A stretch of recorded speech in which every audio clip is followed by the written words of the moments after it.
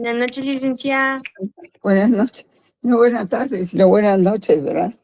Buenas noches, Ligda. Buenas noches, ¿qué tal están? ¿Ya listos para finalizar la semana? Ay, sí, Ligda. Se hizo larga esta semana.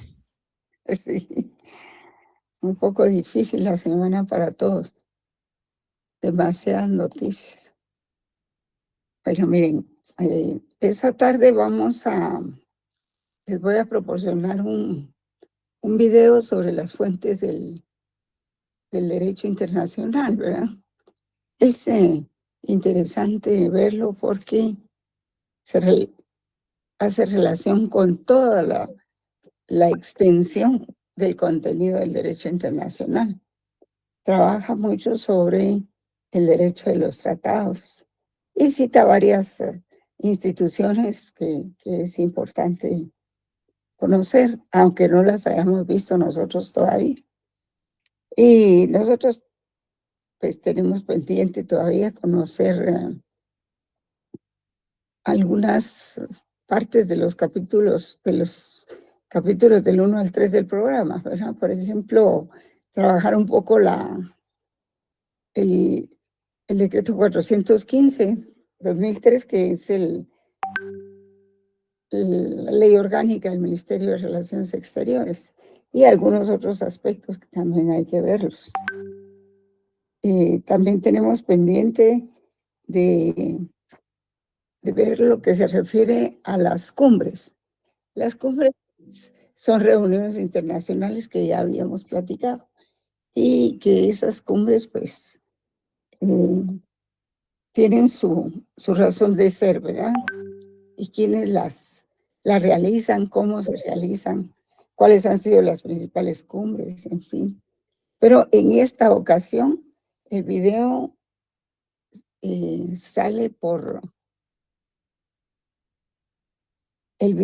se refiere más que todo a las fuentes del derecho. Ya ustedes lo van a ver personalmente. Tengo que cerrar mi pantalla y el micrófono para que ustedes lo puedan escuchar mejor. Solo por favor me indican si ya lo ven. Muy bien, Ligda. Cuando salga le avisamos.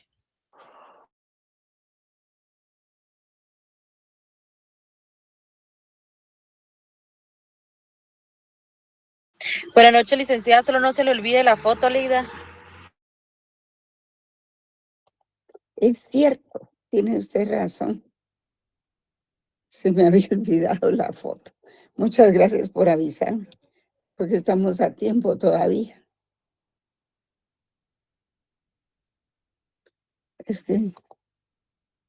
Muchísimas gracias por acordarme. Bien, entonces les traslado el video. Pues les va a gustar, van a ver.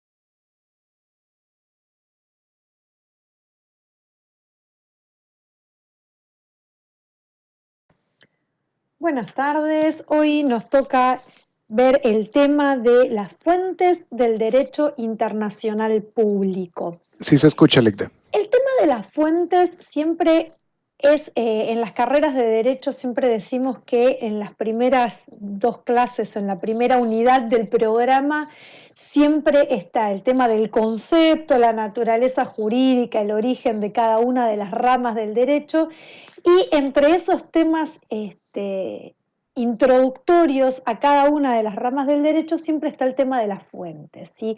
Si bien las fuentes del derecho en general son siempre más o menos las mismas, luego cada una de las ramas del derecho puede optar por esas ramas generales o también por esas fuentes generales, perdón, o por alguna de las fuentes específicas de la disciplina. Entonces, lo que hoy vamos a ver justamente es cuáles son las fuentes del derecho internacional público. La fuente nosotros la definimos como aquellos criterios de objetividad que los operadores jurídicos utilizan para otorgarle justamente objetividad a sus sentencias, a sus decisiones, a sus reclamos, a sus pedidos, ¿sí?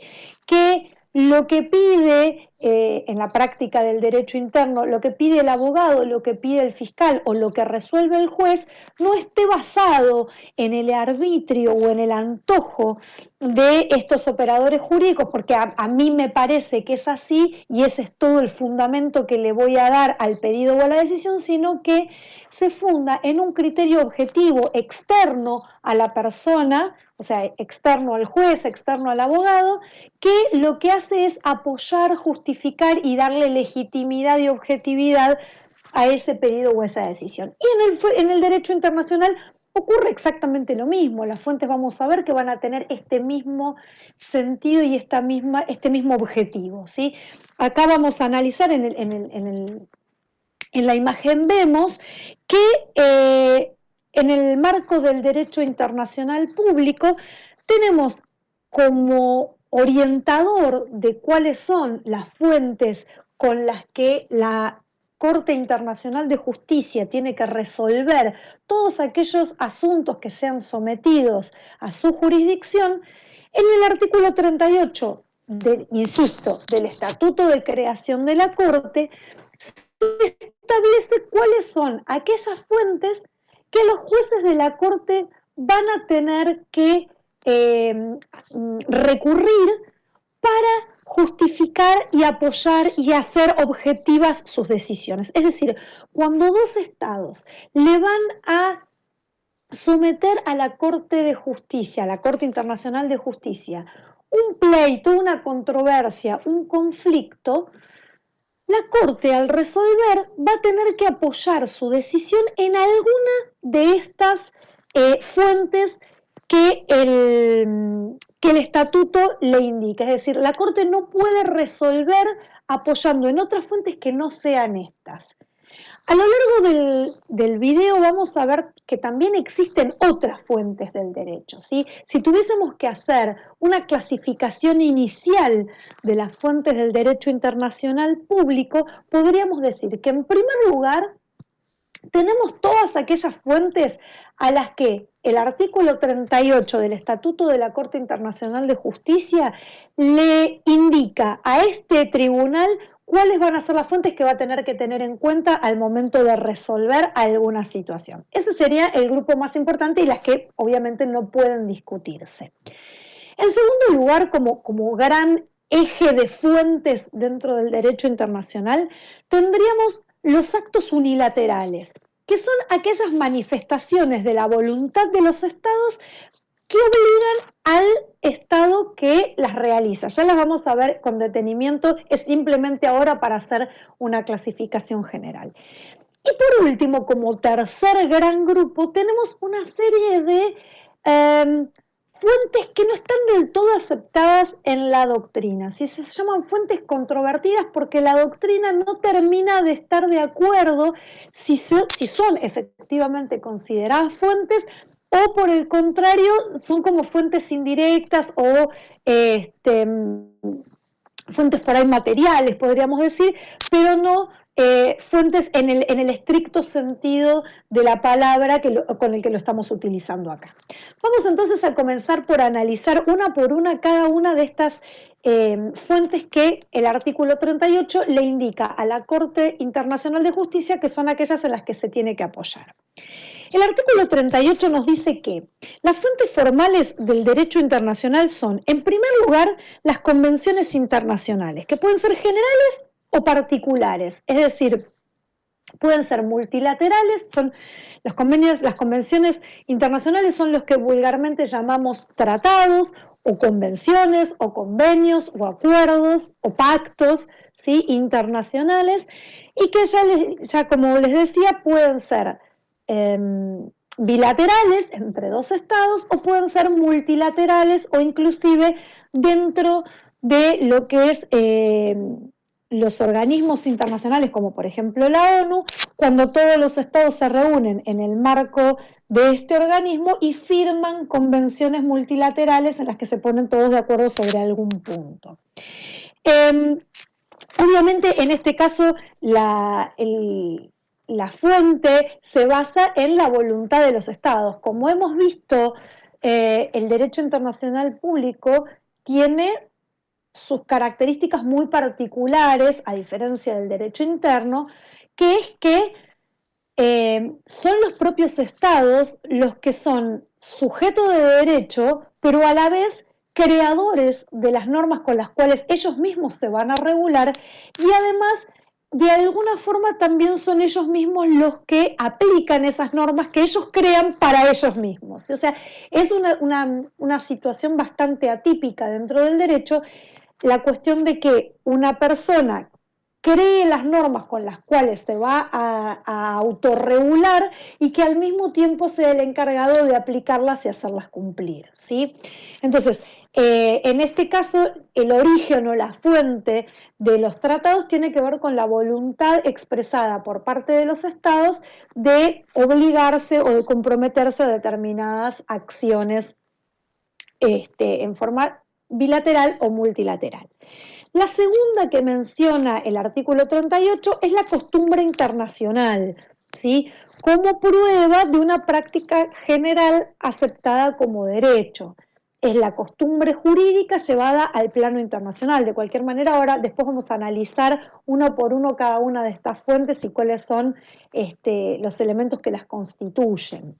En tercer lugar, menciona a los principios generales del derecho reconocidos por las naciones civilizadas. ¿Sí? O sea, son aquellos principios generales del derecho reconocidos por las naciones civilizadas, sin especificar muy bien tampoco a qué hace referencia con esto de las naciones civilizadas. Pero en fin, la cuarta fuente que aparece enumerada en este artículo son las decisiones judiciales y las doctrinas de los publicistas, ¿sí? Lo que nosotros conocemos como la jurisprudencia y la doctrina. Y luego aparece la posibilidad de que se pueda decidir lo que se llama ex aequo et bono, que es por equidad, es decir, que más allá de fundarse en una fuente objetiva o concreta, la Corte pueda resolver una cuestión que sea sometida a su jurisdicción y si las partes así lo convienen y así lo aceptan, puede resolver de acuerdo a equidad. Entonces, de toda esta enumeración, las fuentes que aparecen mencionadas en el artículo 38 pueden ser clasificadas de alguna manera en tres categorías.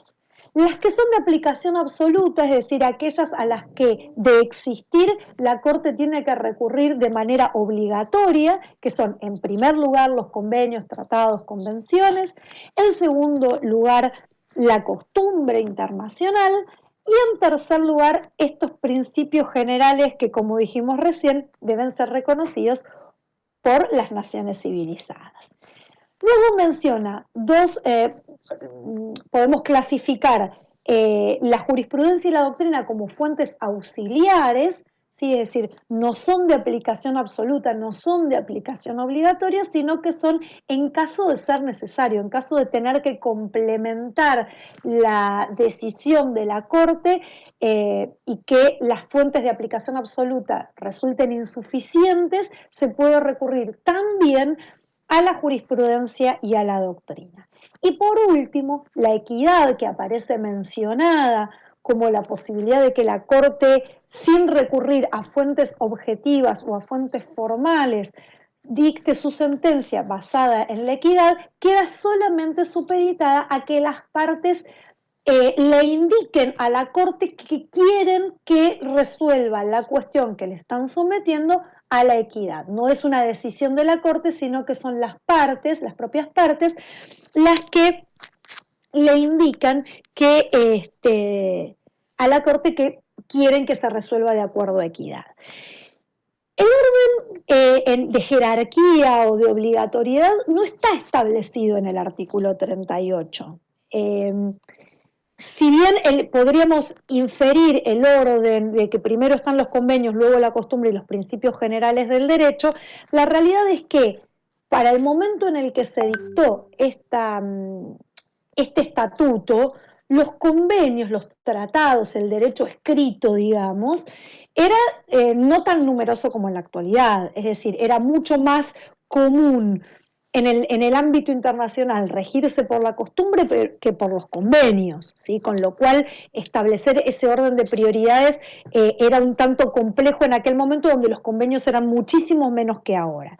Pero en la actualidad, donde la tendencia es a que todas las cuestiones, las obligaciones, los compromisos se resuelvan a través de convenios, por supuesto la cantidad de tratados ha aumentado muchísimo. Eso lo que permite y lo que posibilita es que las relaciones entre los estados estén muchísimo más reguladas a través de convenios que están escritos y que, como sabemos, todo lo que es el derecho escrito da mucha más seguridad, mucha más estabilidad que la costumbre.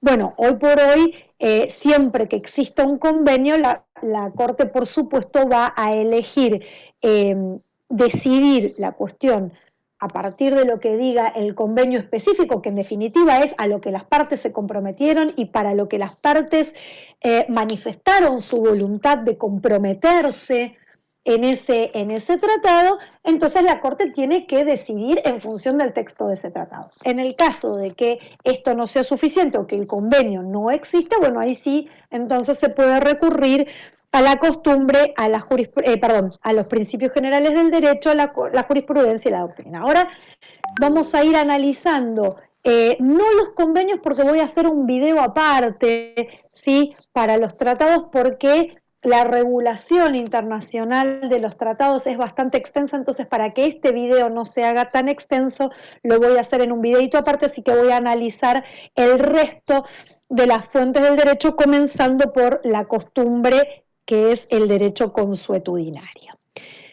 El derecho consuetudinario, la costumbre internacional, la podemos definir como la norma resultante de una práctica general, constante, uniforme y duradera, llevada a cabo por los sujetos del derecho internacional y realizada con convicción de obligatoriedad. ¿Sí? Es una definición muy similar a lo que es la costumbre jurídica. ¿Sí? De hecho, los elementos que son necesarios para que exista este derecho consuetudinario son los mismos que se requieren para la costumbre internacional. Es decir, por un lado, que la práctica sea general, es decir, no de un solo estado, sino que sea de varios, que sea constante, es decir, que se mantenga en el tiempo, que sea uniforme, es decir, que tenga un solo sentido, no que los estados primero se conduzcan de una manera y luego se conduzcan de otra y luego de la primera manera y luego de otra. O sea, tiene que haber una constancia y una uniformidad en ese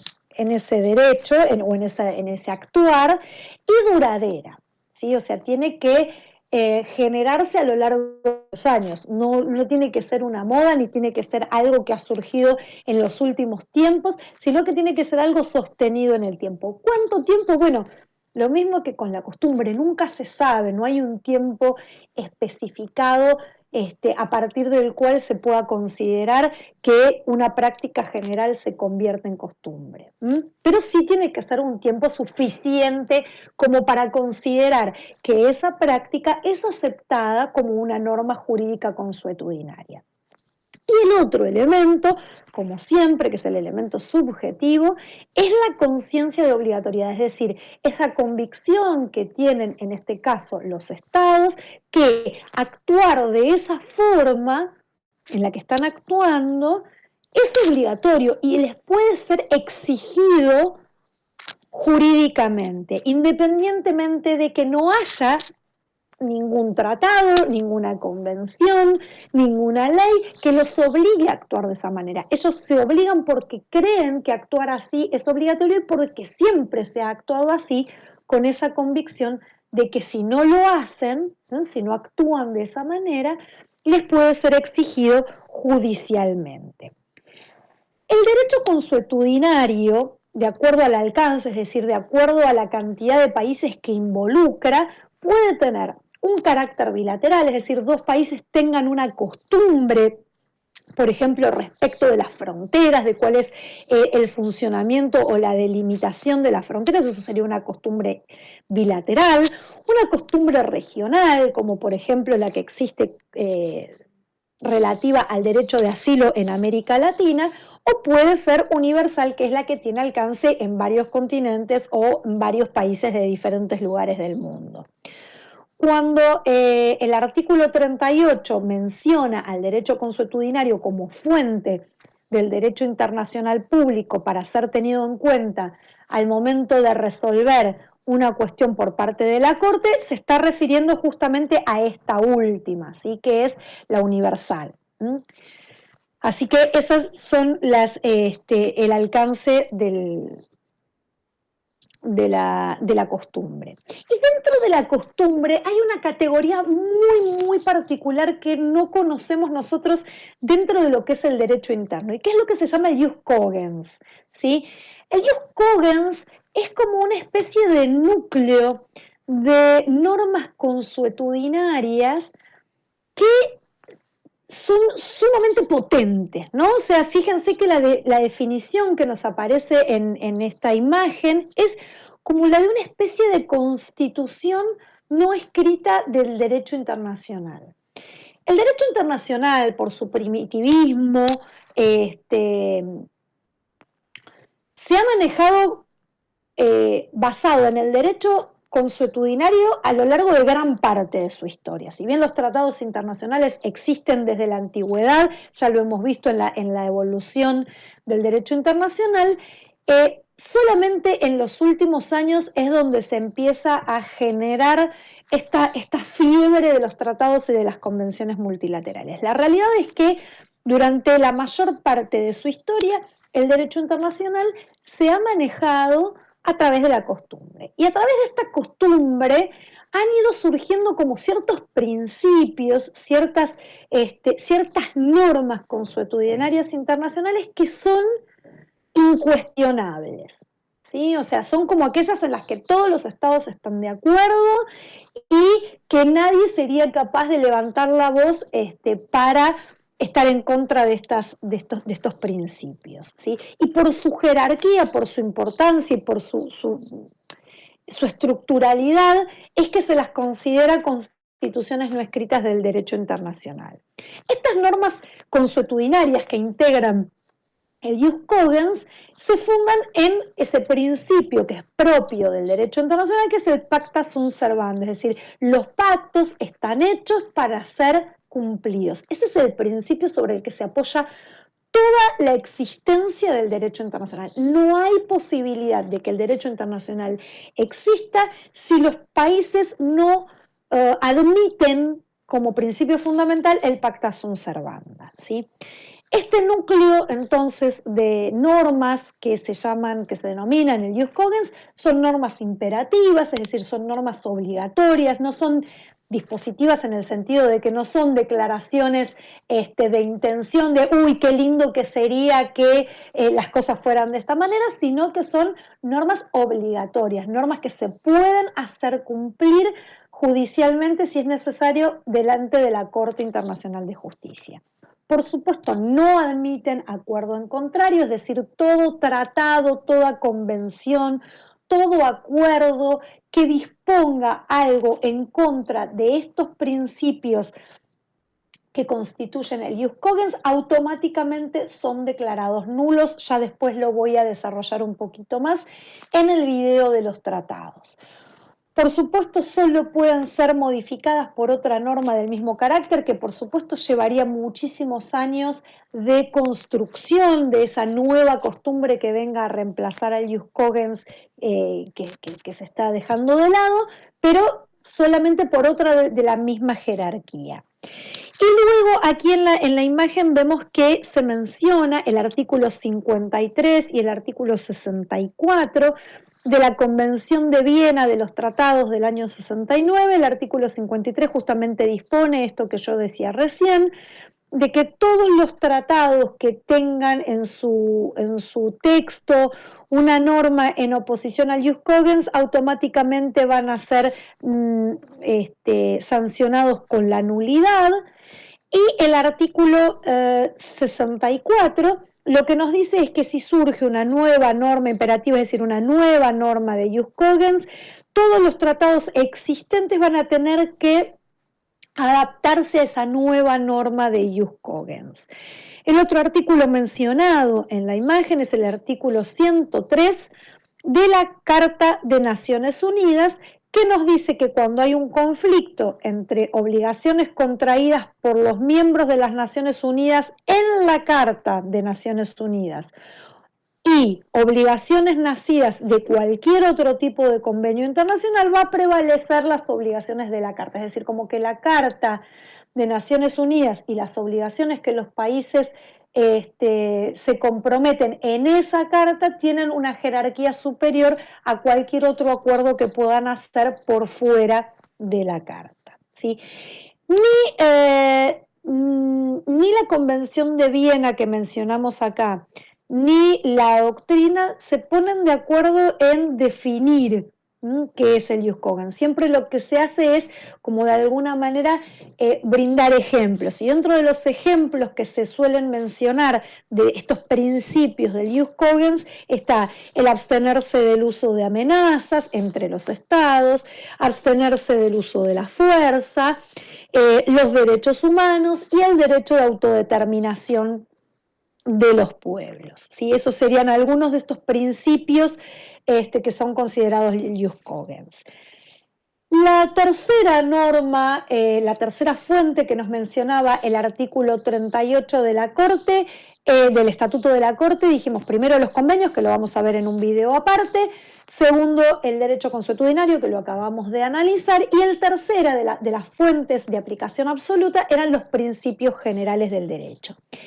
Y esta fuente, por más que aparece establecida en el artículo 38 del Estatuto de la Corte, es una fuente que no es pacífica en la doctrina, ¿sí? Porque realmente esta definición que hace el artículo 38, yo ya lo había mencionado, habla de los principios generales del derecho aceptado por las naciones civilizadas, que en primer lugar ya es bastante polémico el modo en el que está redactado este inciso, pero además no se establece si estos principios generales son los principios generales del derecho a secas, que son, digamos, los principios generales que surgen de cualquier orden jurídico, o bien si se está refiriendo a los principios generales del derecho internacional, ¿sí? Obviamente, los principios generales del derecho en general, ¿sí? Valga la redundancia de la palabra general, es decir, aquellos que son comunes a todas las ramas del derecho, por supuesto que son parte del derecho internacional. Pero el derecho internacional, además de esos principios generales del derecho común, tienen principios generales propios de la disciplina, propios de la rama. Y vamos a verlos para ver la diferencia de esto que yo estoy mencionando. Como principios generales del derecho podemos mencionar justamente la equidad, ¿sí? Que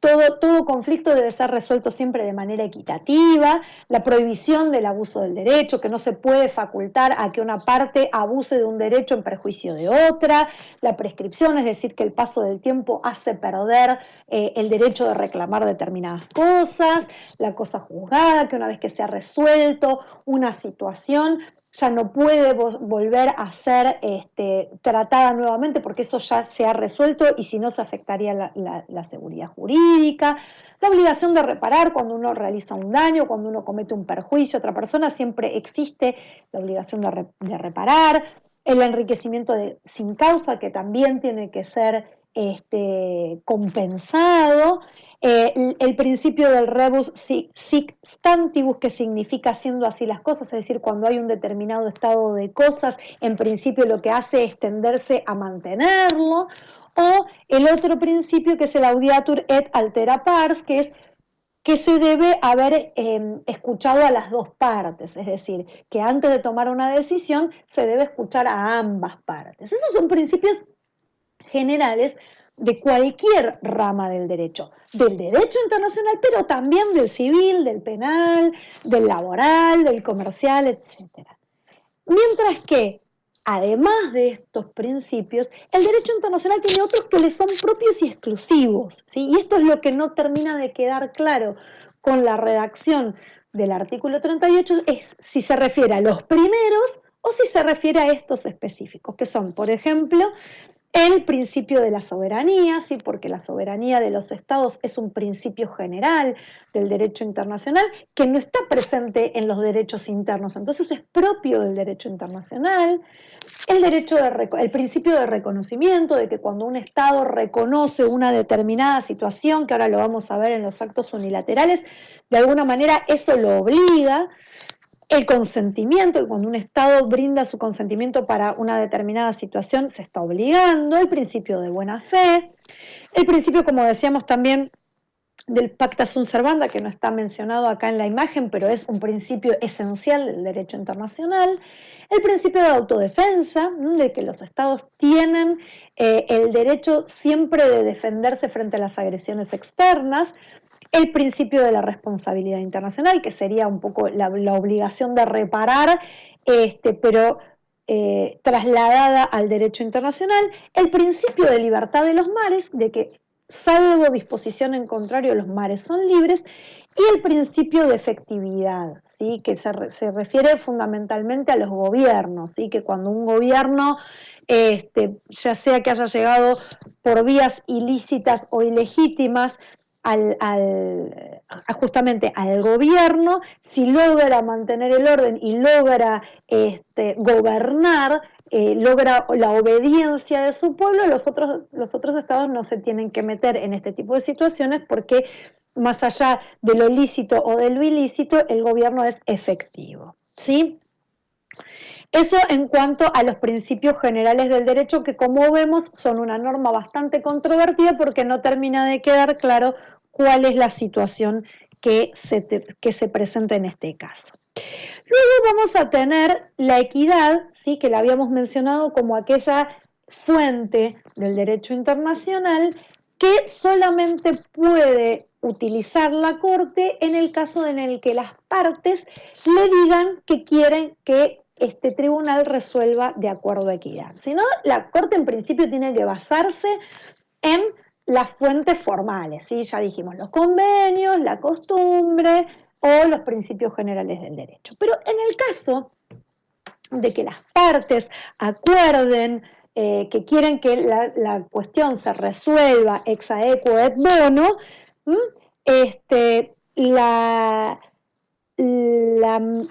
la función que puede llegar a tener la equidad, dependiendo del caso, puede ser de tres tipos. Puede ser correctiva, cuando corrige el derecho positivo, un tratado o una costumbre, para que su aplicación no resulte demasiado rigurosa. Es decir, si cuando de la aplicación literal del texto de un tratado o la aplicación estricta de una costumbre, la solución resultara injusta o resultara demasiado injusta, sí, no encuentro un sinónimo en este momento. La Corte podría morigerar, podría suavizar esa aplicación del derecho positivo a través de recurrir a la equidad. Entonces, en ese caso, la equidad tendría la función de corregir el derecho positivo. La otra función que puede llegar a tener es supletoria, que es cuando no existe un derecho positivo, cuando no existe un tratado, cuando no existe una costumbre específica para resolver el conflicto que la Corte tiene que resolver, entonces se puede resolver de acuerdo a equidad, y en ese caso la equidad estaría llenando el vacío, la laguna del derecho positivo. ¿Qué podría ser, por ejemplo? Hay muchos casos en donde los conflictos de límites, donde las partes no tienen una disposición concreta al respecto. Bueno, en el caso de que surgiera un conflicto, la Corte podría resolver de acuerdo a equidad y en ese caso la equidad tendría una función supletoria. La función contra ley en realidad siempre se dice que se puede admitir solo como un caso de laboratorio porque la realidad es que nunca se ha presentado una situación en la que se haya resuelto por equidad en contra del derecho positivo. ¿Sí? Sí se puede usar para morigerar, sí se puede usar para completar, pero en contra abiertamente de la letra de un tratado o de una costumbre aceptada internacionalmente no han existido en realidad casos que se hayan presentado de este tipo.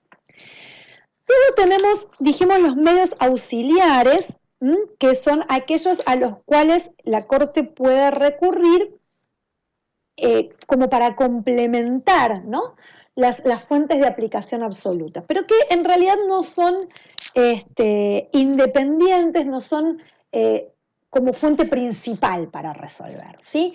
La jurisprudencia está mencionada como las decisiones de la Corte Internacional de Justicia, y el propio estatuto dice que estas decisiones de la Corte Internacional de Justicia son obligatorias solo para las partes y solo para el caso concreto, como habitualmente son las sentencias judiciales, ¿sí?, que solo resuelven el caso concreto que se está resolviendo en esa sentencia y que son obligatorias solamente para las partes. Pero sí podría usarse la jurisprudencia de casos similares como un modo de interpretar una determinada situación. La realidad es que la jurisprudencia no tiene mucha fuerza como fuente, ni siquiera auxiliar, dado que ya vamos a ir viendo a lo largo de que vayamos avanzando en la materia, que los estados son medio reticentes, ¿no?, a presentar sus cuestiones ante la Corte para que las resuelva. ¿Por qué? Porque los estados han admitido y se han comprometido a que si van a recurrir a la Corte, luego van a aceptar, ¿sí?, lo que la Corte resuelva.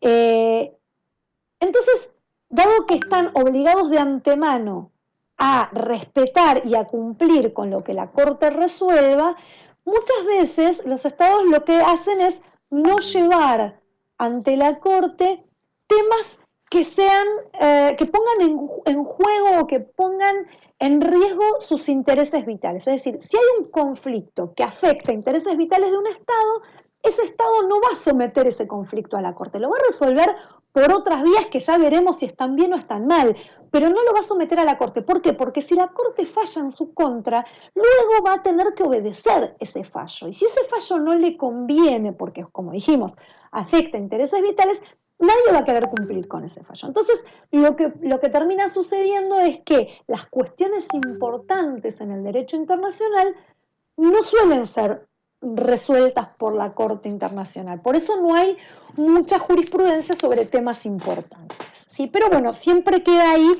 como una fuente auxiliar.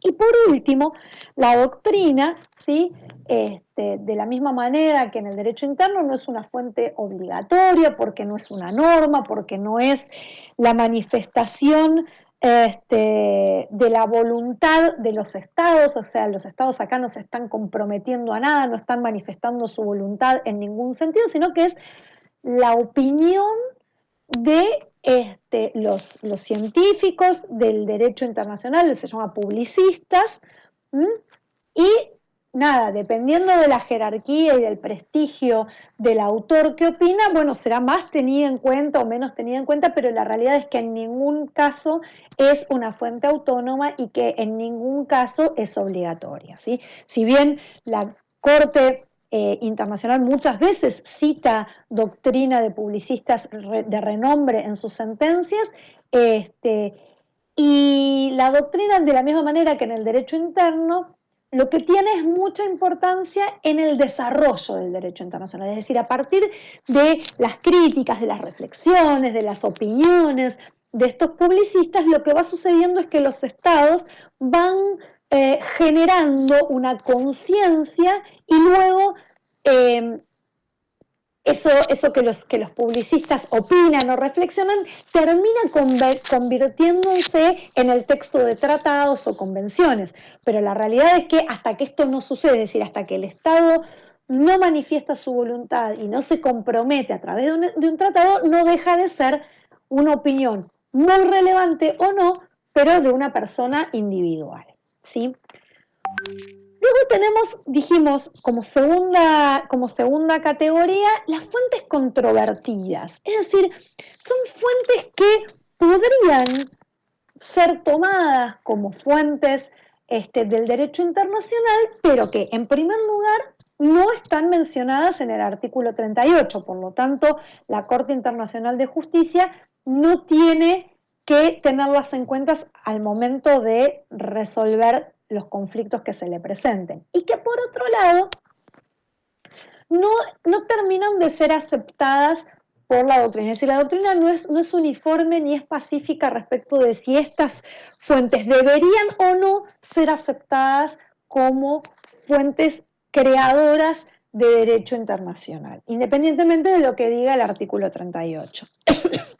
Entonces, dentro de esta categoría de fuentes controvertidas tenemos, por un lado, las resoluciones de la Asamblea General de la ONU. ¿Sí? La Asamblea General de la ONU es ese lugar, es ese foro internacional en el que todos los estados admitidos en la ONU o estados miembros de la ONU participan, mandan sus representantes y allí se discuten cuestiones de agenda internacional y se celebran acuerdos, ¿sí? Muchos de los acuerdos multilaterales en los que participan la mayoría de los países en la actualidad surgen de estas reuniones de la Asamblea General.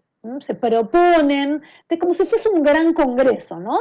Un gran congreso en el que cada una de las partes propone ciertos acuerdos a firmar, ciertos textos de acuerdo a firmar, y bueno, se discute y luego el que quiere lo firma y el que no quiere no.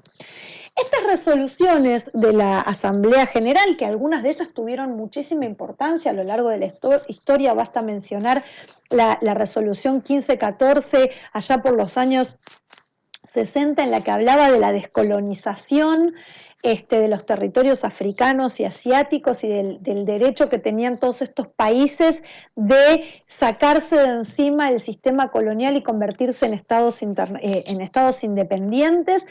Estas resoluciones, aún siendo tan importantes y tan trascendentes en su importancia, no constituyen fuentes formales del derecho internacional.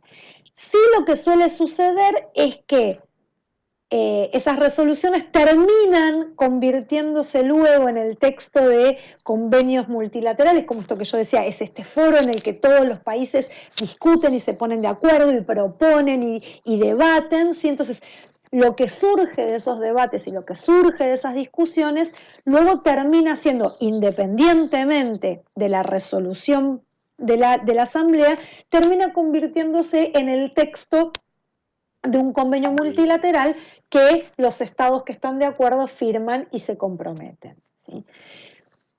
O bien sirve como para formar la opinio iuris, es decir, estos debates, estas reflexiones, estas discusiones que se producen en el seno de la Asamblea General terminan funcionando como un espacio en el que los estados opinan, debaten, dicen su forma de interpretar la realidad internacional. Entonces, esa opinio iuris, esa opinión jurídica sobre distintos aspectos, termina siendo el elemento de la costumbre que a la larga puede convertirse entonces en una fuente formal. Entonces, resumiendo, las resoluciones de la Asamblea General no son normas por sí mismas, pero terminan convirtiéndose en normas como texto de los convenios o bien como opinio iuris, como elemento de la costumbre. Y la otra fuente controvertida son las resoluciones de los organismos internacionales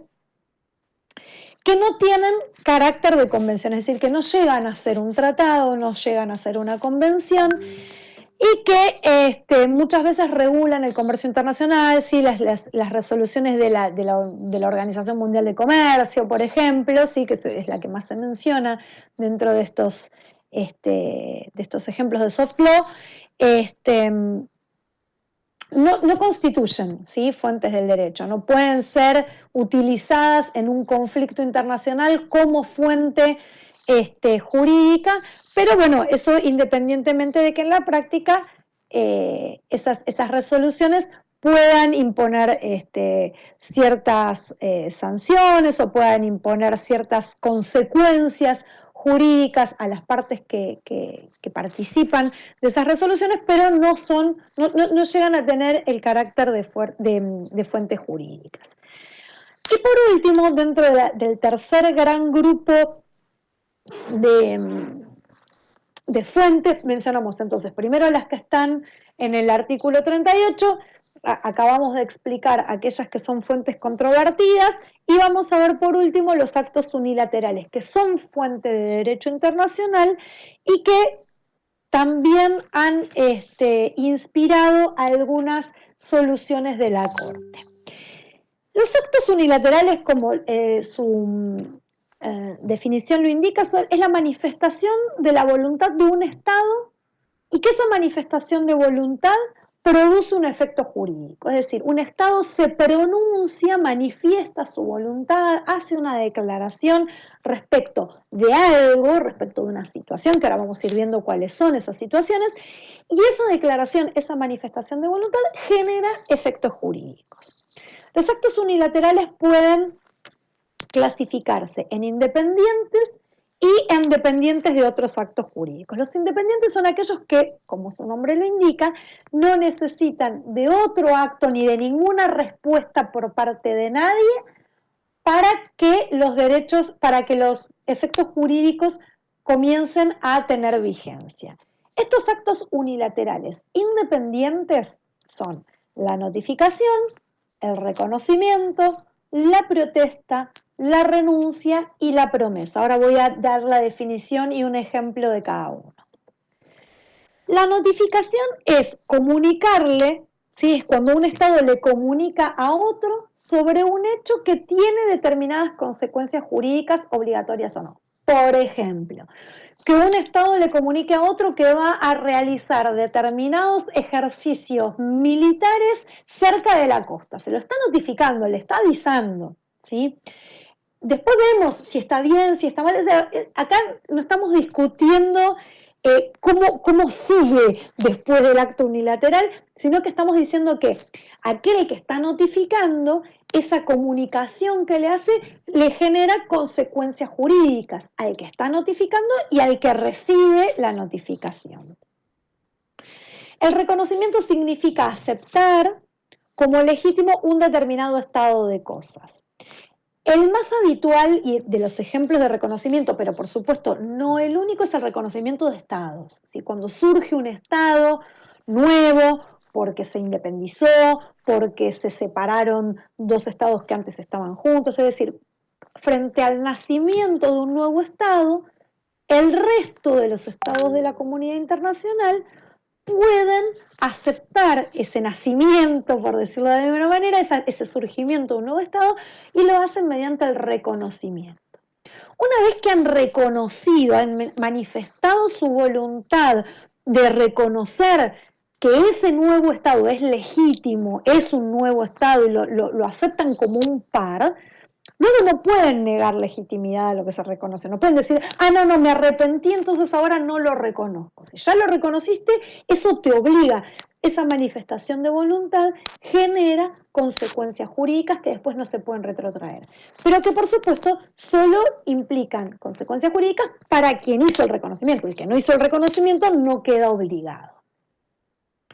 La protesta es, digamos, lo contrario al reconocimiento, es declarar que no se está de acuerdo o que se le niega legitimidad a una determinada situación, ¿sí? Muchas veces, frente al surgimiento de nuevos estados, algunos estados reconocen a ese nuevo estado y otros no. Entonces protestan, dicen que esa situación es ilegítima, que ellos no están de acuerdo y que no le van a prestar conformidad a esa situación, ¿sí? Desde ya que no decir nada no implica reconocimiento. Tanto el reconocimiento como la protesta tienen que ser expresos, no hay el reconocimiento tácito.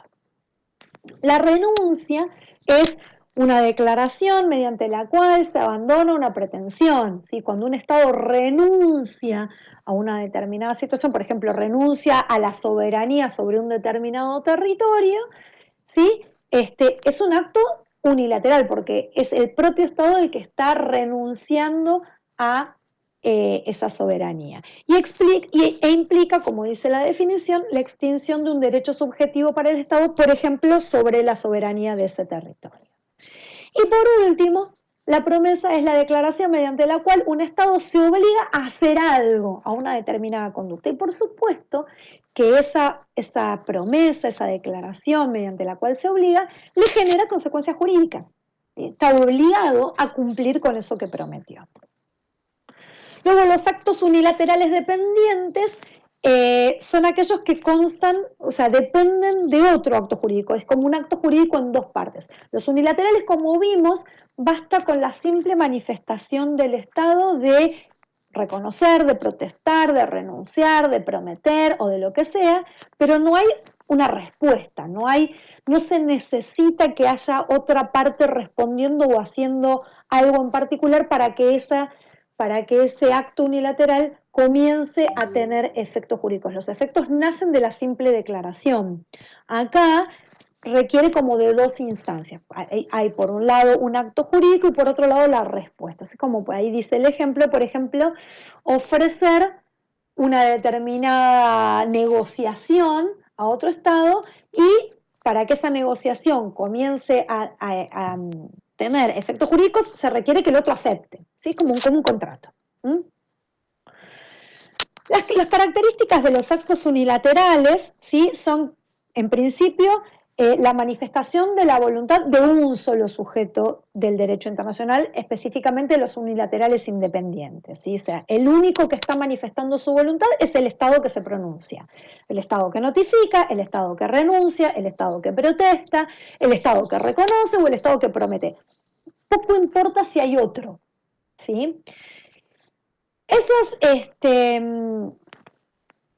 Esos actos unilaterales, como dijimos recién, y por eso se los denomina independientes, no dependen de la validez de otros actos, es decir, son absolutamente autónomos. Ya el solo hecho de que el Estado manifieste su voluntad hace que genere efectos jurídicos para quien hace esa manifestación de voluntad, y que justamente es la tercera característica. Toda manifestación de voluntad del Estado de manera unilateral le es oponible. Si el Estado dijo que iba a hacer una cosa, se comprometió a hacer una cosa, reconoció una situación de hecho, renunció a una situación de hecho, todo eso que haya manifestado le es oponible. Pero le es oponible solamente al que manifestó la voluntad. A un tercero que no se manifestó al respecto, por supuesto que no le es oponible.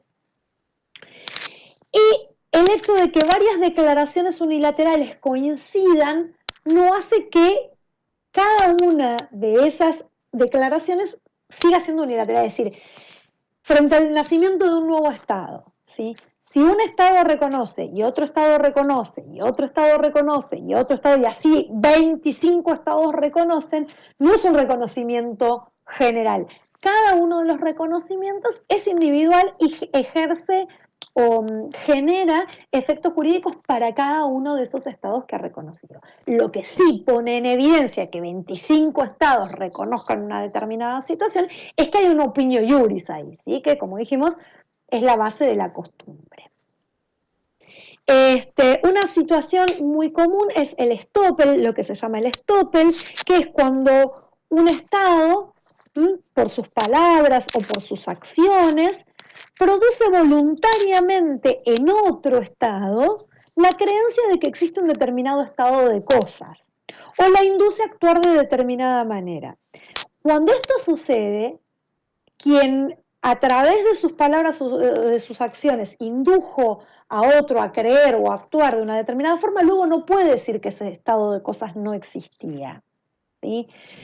Por poner un ejemplo, en la actualidad que está la cuestión de si Rusia prometió o no prometió las vacunas, es decir, si mediante cualquier tipo de acciones o palabras o declaraciones un Estado hace creer a otro que le va a dar X cantidad de vacunas, por ejemplo, y el que recibe la promesa, el que recibe, en este caso el Estado argentino, actúa de un modo determinado, creyendo que va a contar con esas vacunas que se le han prometido, luego el otro no puede decir, no, yo nunca prometí nada, yo no sé por qué hicieron esto, yo no tengo nada que ver. O sea, como vemos, los actos unilaterales en cualquiera de sus formas son fuente de derechos y de obligaciones, porque esa declaración de voluntad que el Estado hace lo compromete, lo obliga y en muchos casos genera derechos para un tercero. ¿Sí? Digo, cuando un Estado reconoce el surgimiento de un nuevo Estado, ese reconocimiento obliga al que reconoce, pero el que es reconocido tiene un derecho porque ha sido reconocido por un tercero, ha sido reconocido por un igual. ¿Sí? Entonces, son como fuentes de derechos y de obligaciones. ¿Sí? Esto entonces es lo que podríamos mencionar respecto de las fuentes del derecho internacional. Tal como dije al principio, voy a hacer otro videíto aparte hablando sobre los convenios y los tratados, y en los comentarios del video les dejo las plataformas y los diversos sitios en los que pueden seguirnos para tener el material que vamos desarrollando sobre los distintos temas. Muchas gracias y nos vemos en otra oportunidad.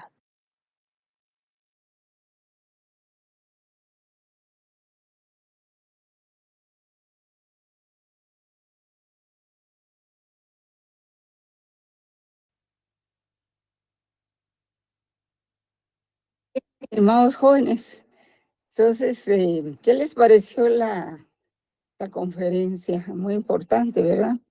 Ella toca diversos temas, hablando de las fuentes del derecho, pero toca diversos temas que nosotros en su momento lo vamos a hacer también, pero fundamentalmente enfatiza en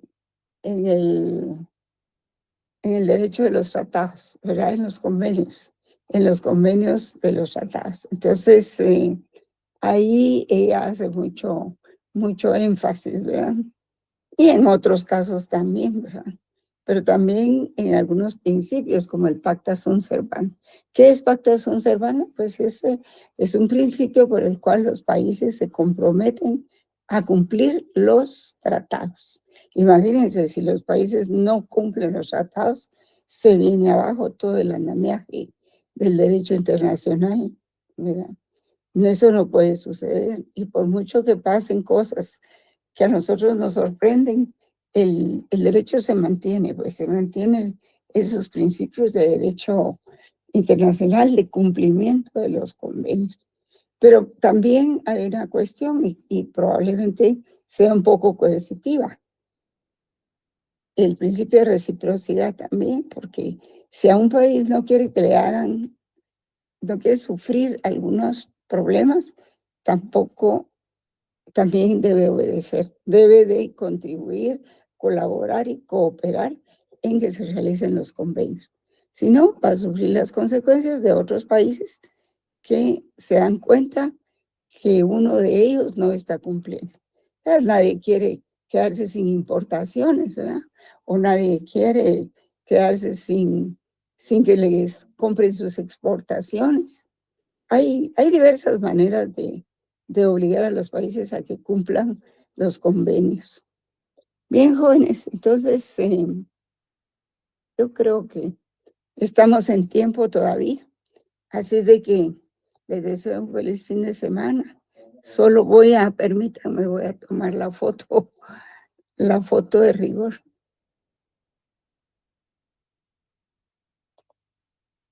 Bueno, entonces ahí estamos, jóvenes. Quien quiera repetir la conferencia, pues ahí tienen la dirección, ¿verdad? Hasta pronto, jóvenes. Buenas noches. Gracias, noches, Leila. Feliz licenciada. noche. Feliz semana. Feliz noche. Feliz noche. Feliz noche. Hasta pronto. Feliz noche, licenciada.